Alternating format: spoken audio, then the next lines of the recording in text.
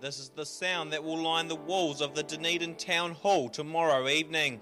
Christian Chong, along with the Southern Sinfonia Orchestra, will perform 3 pieces commemorating the First World War, and Chong will perform his piece with just the one hand.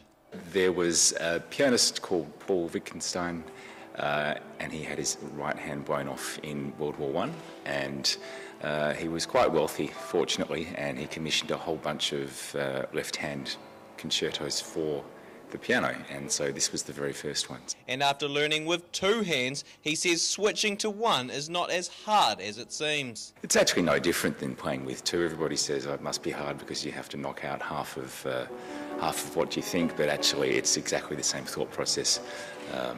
It is more difficult in that I'm a little bit more off balance at times, but it's not that much different. Chong will perform with Scotland-based composer Jessica Cottis.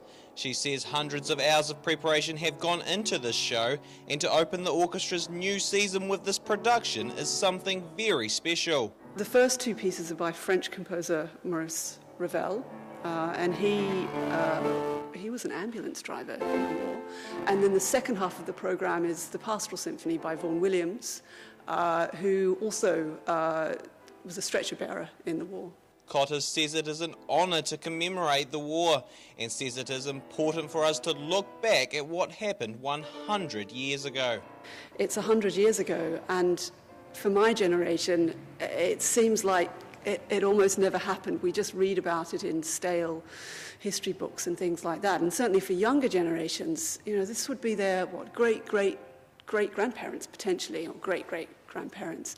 And it's important that we remember. And with a mix of what the performers call reflective music with pizzazz and jazz, the show is a single-handed nod to the Great War. John Mackenzie, 39 Dunedin News.